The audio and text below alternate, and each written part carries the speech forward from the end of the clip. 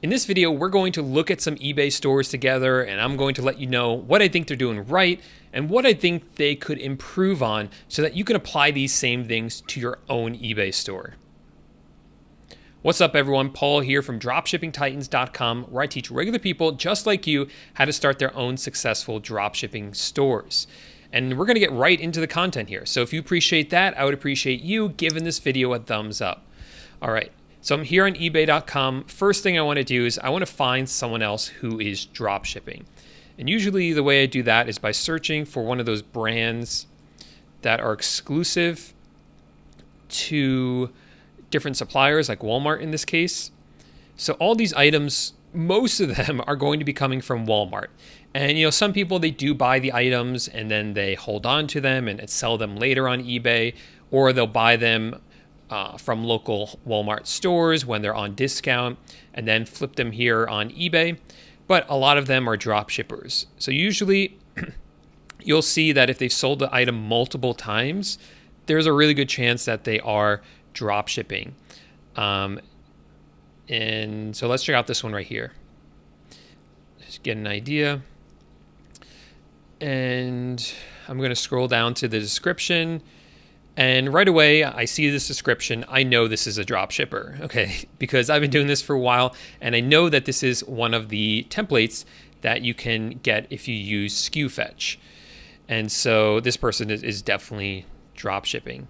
And you can even see that down here, listed by SKU Fetch. But if you didn't know that, look down here. Sometimes that gives it away. Also, you can try to find this item on Walmart and see, like, hey, are the photos the same? Do they have the same photos on eBay as they do on Walmart? Do they have the same description on eBay that they have on Walmart? And is the price higher here on eBay as well? Because obviously the person has to mark up the price in order to make a profit on eBay. So let's actually do that. What I like to do is highlight a chunk of the text and copy it. And then I'm going to come over to google.com,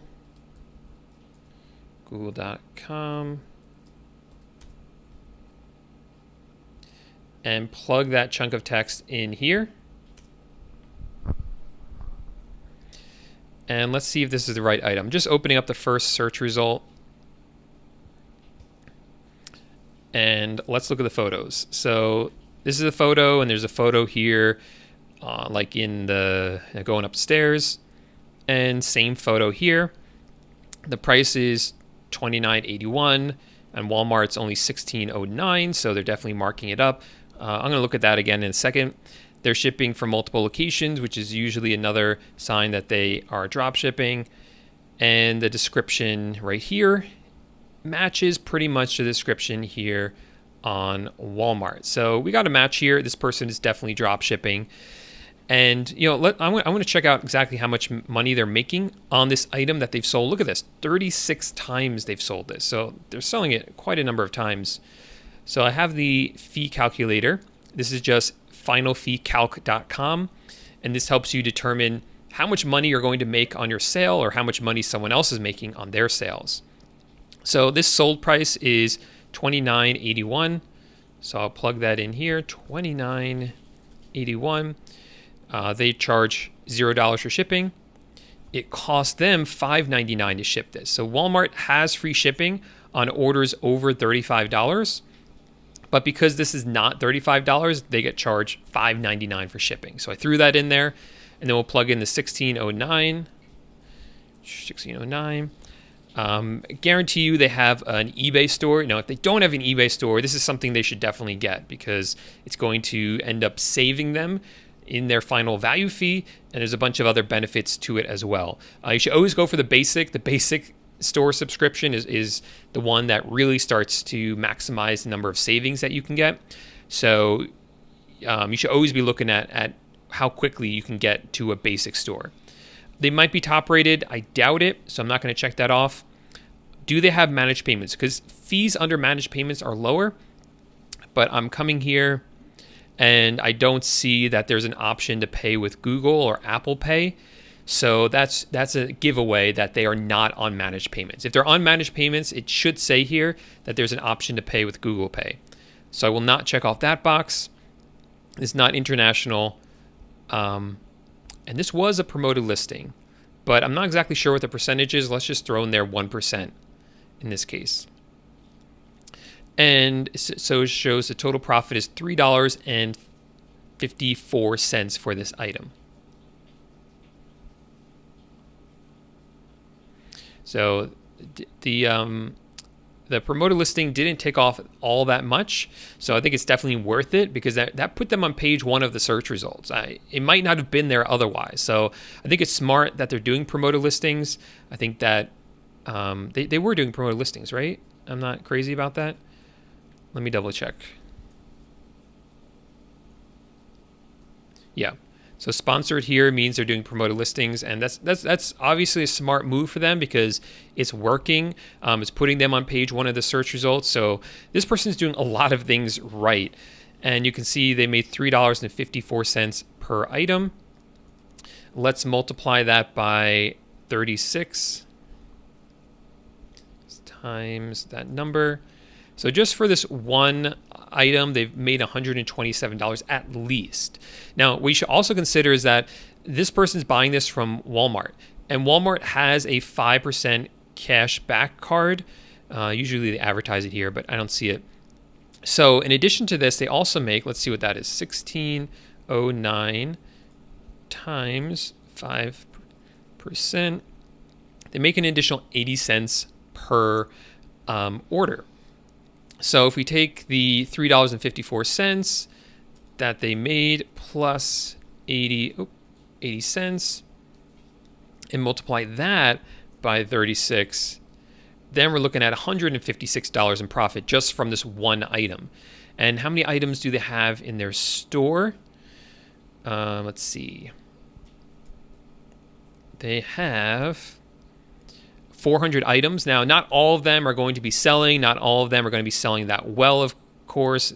But just to give you kind of an idea, times 400, that's 60. If all of them are selling just as well, that's, $62,000 just like that.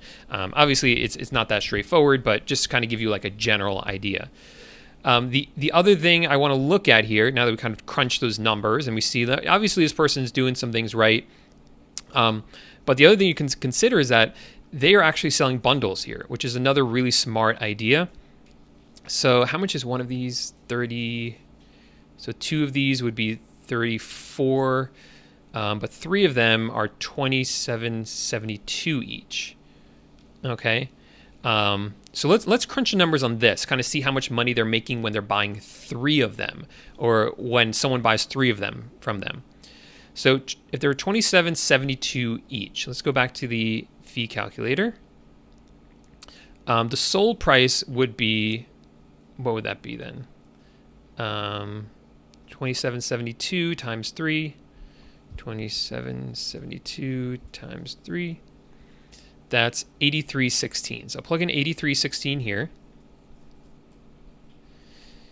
And the shipping charge will be 0, and the shipping cost from Walmart will also be 0, because you see the item is $16. 16 times 3 is more than $35. So this person is going to be getting free shipping on this order.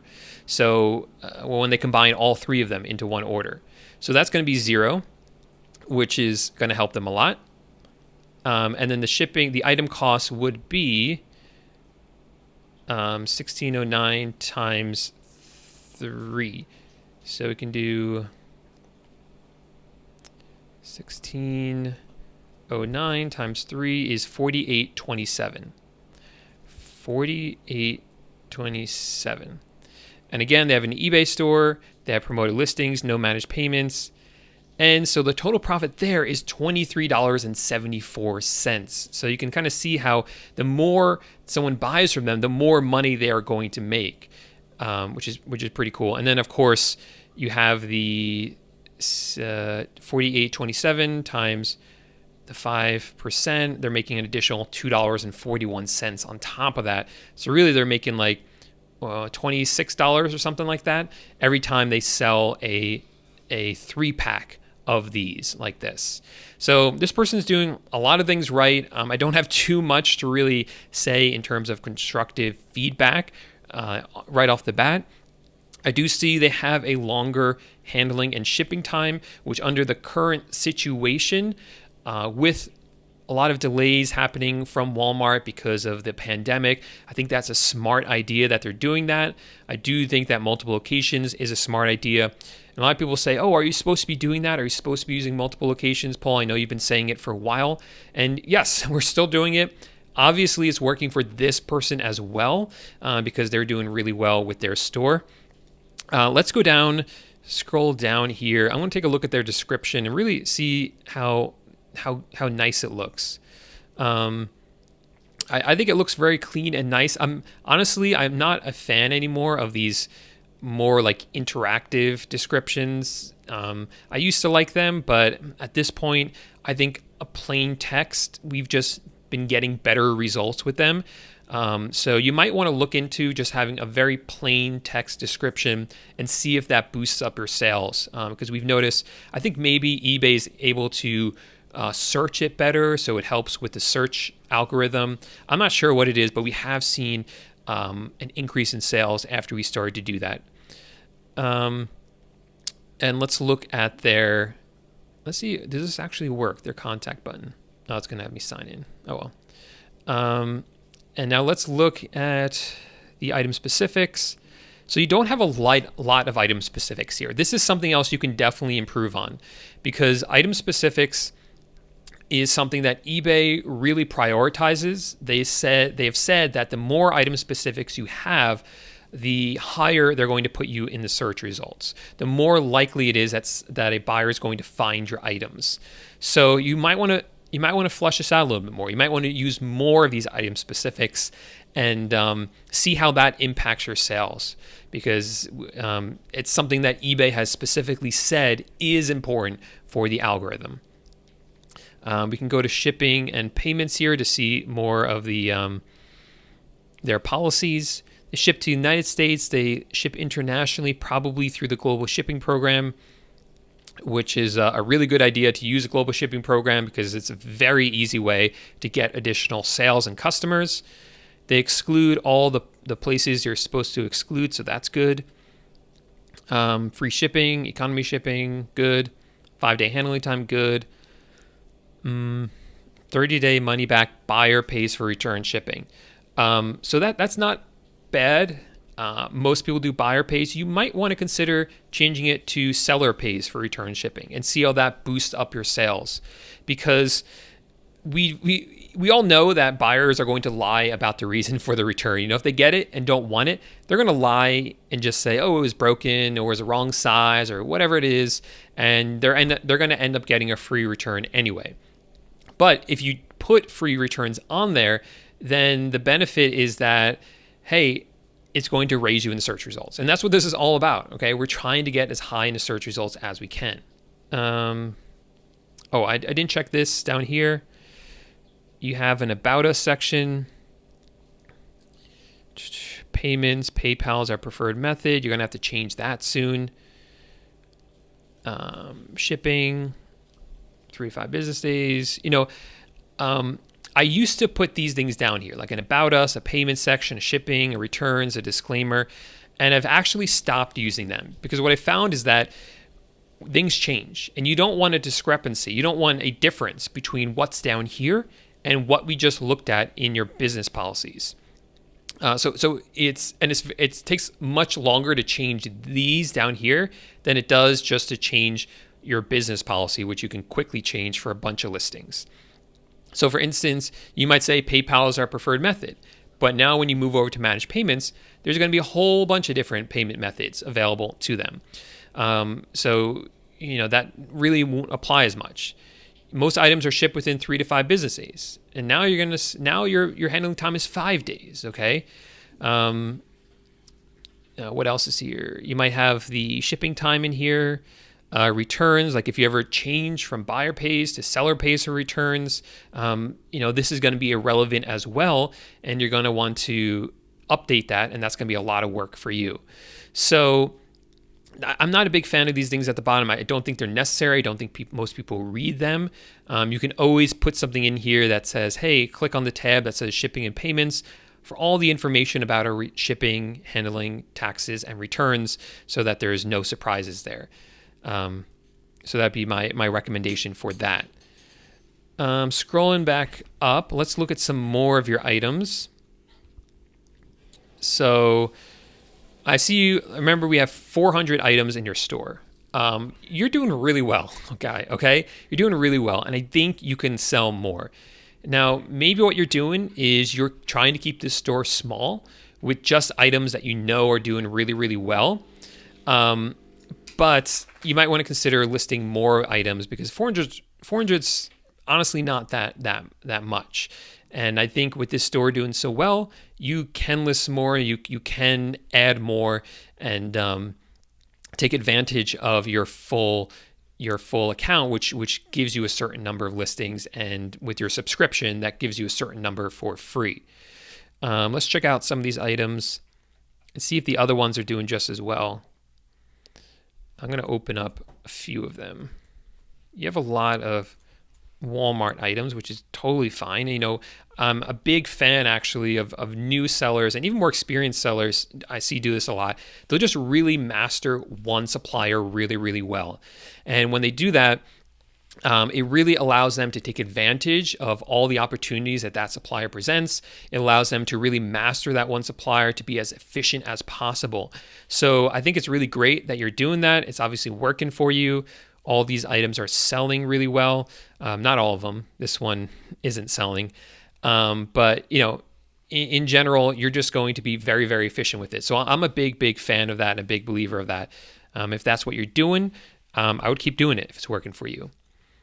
So that's really my only suggestion as to listing more items. Let's check out your feedback here. And here you have 99.4%, so that's really good. You know, I always try to at least keep it over 95%, and I think, you know, you're obviously doing much better than that. Lots of positive feedback. Let's check out some of your negative feedback here. All right, so you have 3 negative feedback in the past month, and they all, well, at least these 2 relate to the product. So you did respond to them, which I think is great. First of all, you should always try to get your negative feedback removed if you can. I'm not sure if you tried here. It's just impossible for me to tell. I'm thinking likely you do that already because you have so few negative feedback. But you also responded, which is great. You should respond to every negative feedback that you can't get removed. And I don't think you have to remove all your negative feedback. I used to believe that. It's definitely not true anymore. Definitely not my belief anymore. I think you got to pick your battles. And I think you can't let people take advantage of you in order to get negative feedback removed. And some of them are just going to stick. And especially ones like this where it's a product review, there's not much you can do except accept a return, which it looks like you tried to do, but they just never kind of contacted you. Now, one piece of advice I do have for you in terms of your replies is that I think you should be a little bit, nicer, like more gentle maybe is the right word in your responses or your replies, because I think as a consumer, if I came here and saw, okay, this person left a negative review and the seller stated wrong place for product review, buyer never contacted us to resolve the issue. That might turn me off a little bit. I think I would say something like, I'm sorry you didn't enjoy it. Please send us a message and we will resolve this.